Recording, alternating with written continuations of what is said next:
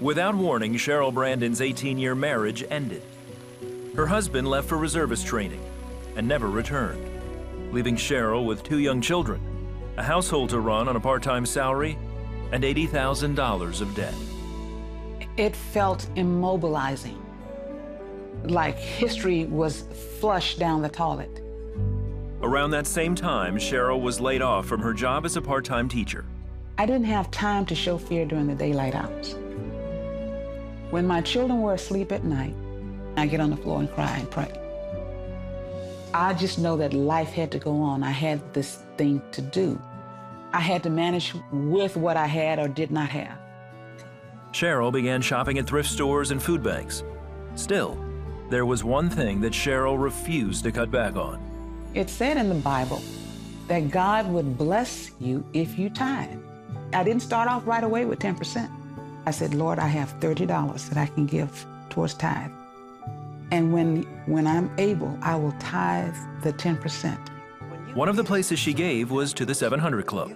Brother Pat did something on reciprocity. I learned that when you plant a seed, when you give, it's not even just money. The seeds you plant, it comes back. It can come back 30-fold, 50, 100-fold. Soon after, Cheryl received a job offer to be a special education teacher. That job almost tripled my salary. So Cheryl increased her giving to her church and the 700 Club.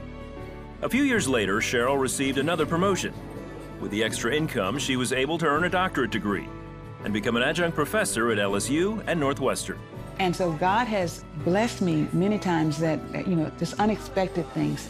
There was a scripture in the Old Testament that says, every place your foot shall trod, you shall possess. I used to get up at 4 in the morning and walk around the house and say that and pray and ask God to be debt-free one day. Her prayer was answered. She paid off every personal debt and even provided a college education for her children. Several years ago, she was able to retire comfortably. Tithing is a part of my life as much as breathing. Start with what you can do and be faithful with it. Don't limit yourself to where you think your resources are going to come from. God stretches your 90%.